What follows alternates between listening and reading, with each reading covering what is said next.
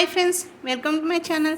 So ఈరోజు నేను 7:30కి లేచాను. 7:30కి లేచి ఏమేమి ప్రిపేర్ చేశాను మీకు చూపిస్తాను. నాకు 1 అవర్లో అన్నీ కంప్లీట్ అయిపోయాయి, బ్రేక్ఫాస్ట్ అన్నీ, కర్రీ అన్నీ.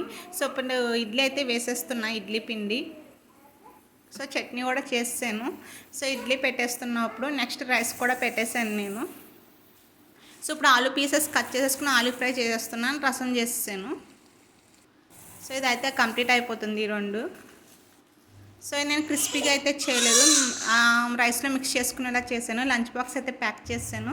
నేను ఆల్రెడీ క్రిస్పీ ఆలు ఫ్రై అయితే నేను బ్లాక్ చేశానండి, ఒకసారి చూడండి. ఆమ్లెట్ వేసాను మా పాపకి. ఇడ్లీ తినలేదు, మళ్ళీ దోశ వేస్తున్నా. దోశ ఆమ్లెట్ మిక్స్ చేస్తే తిందు, సో సపరేట్గా వేసి చేస్తున్నాం మళ్ళీ. సో నేనైతే దోశ పిండి, ఇడ్లీ పిండి ఒకేసారి వేసేస్తాను.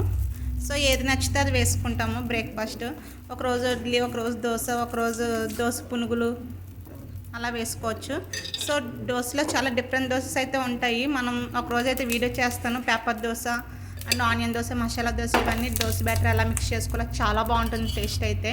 సో ఈ వీడియో నచ్చితే లైక్ చేయండి, షేర్ చేయండి, సబ్స్క్రైబ్ చేసుకోండి. Thank you so much. Bye bye.